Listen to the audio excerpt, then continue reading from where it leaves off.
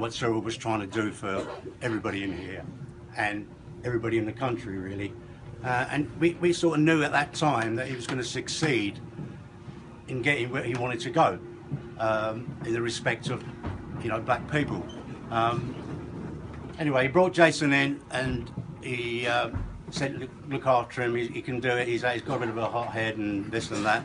So we looked after him and all that. First game, he got into the first team at 17, I think. He came to us when he was about 16 when he got released.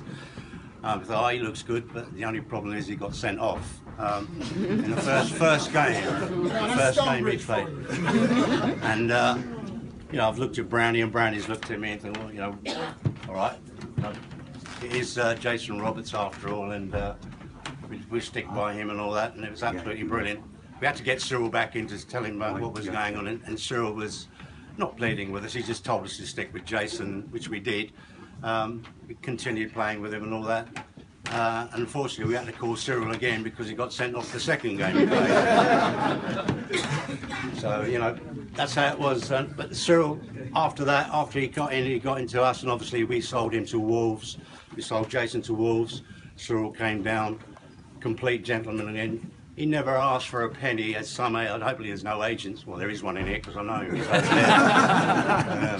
He didn't want a penny for it. I know it's family, but that's the man that I'll remember. I mean, I haven't seen him for 4 or 5 years. I saw him at a game because I still work for a pro club. And I'll go and to some games, and I can't remember the game now because this is just blowing my mind what's happened to Cyrille. All I'd like to say is that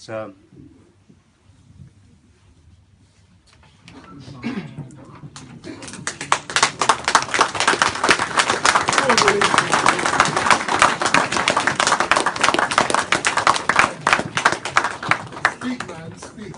I won't forget him.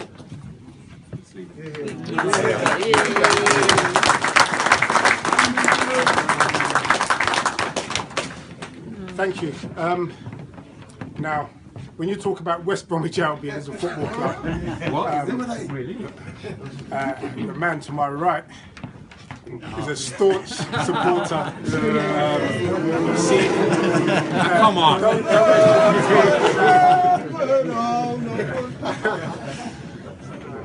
Gentlemen, Adrian Charles, absolute campaigner himself in terms of getting a message out there. He's been down to Stonebridge a few times with Jason. Stalwart West Brom fan, everybody knows, and I really appreciate you coming down today. Not at all. It's a great honour to be here. Listen, I'm a white middle-class boy. I was a white middle-class boy from just outside Birmingham. Actually, now I'm a white middle-class boy from Chiswick. Right? But you've got no idea how Cyrille brought people together. I was 11 years old. I saw his debut at the Albion.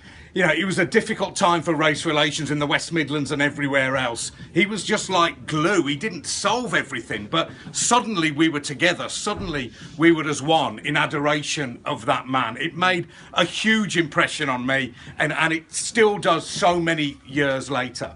I had an interesting conversation last week when I got to work at Salford, where the BBC Radio Sport comes from. And I had a colleague there, a woman, lovely woman, and she wasn't being hostile, but she was trying to understand about. She wasn't exactly saying what's the fuss about Cyrille, but tell me about him. And she said, well, was he the first black player? And I went, well, no. And he said, well, was he? You know, did he score more goals than anyone else? And I went, well, no, actually. And was he the first to play for England? And she was trying to help me along here, and I went, well, no, not quite. And he said, well, what was it then? But in the end, you can't quite put your finger on what it was, because it was all of that and more. It was something different. It was just something kind of God-given. He was just that special.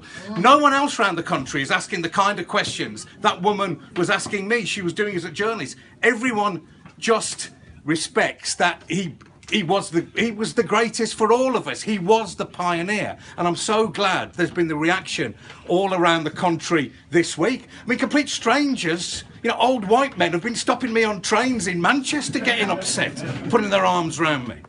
There's something else I feel really strongly about, and when I when I last spoke to Cyrille, when I last did an interview with him, it was something for the club about the foundation, and he was saying he was just in despair about so few black managers and coaches and in the boardrooms around the country.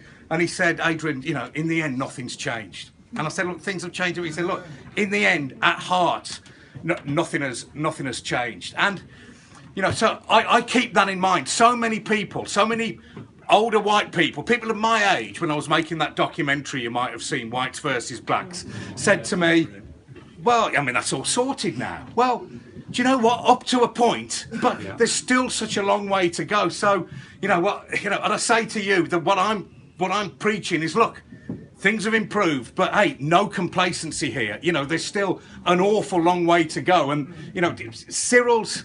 This isn't the end of the Cyrille story. In the end, it's the beginning, actually, of something, and we take that and we take that on with us. But you know, once again, I just want to say to you all, you know, I can see how proud you are of him. I know how proud he was of you and his roots, and his family are just made of unbelievable stuff. The whole lot of them. I don't know which one I'm more impressed with when I meet them. I interviewed Jason's mum for that documentary. And what a woman she is. I said to Cyrille after, I said, well, you were my hero, now Nilla's my hero. I mean, she, amazing woman. But, you know, let's just give thanks that we lived at the same time as him, that we breathed the same air as him, and we'll never forget him, and we're so proud of him. So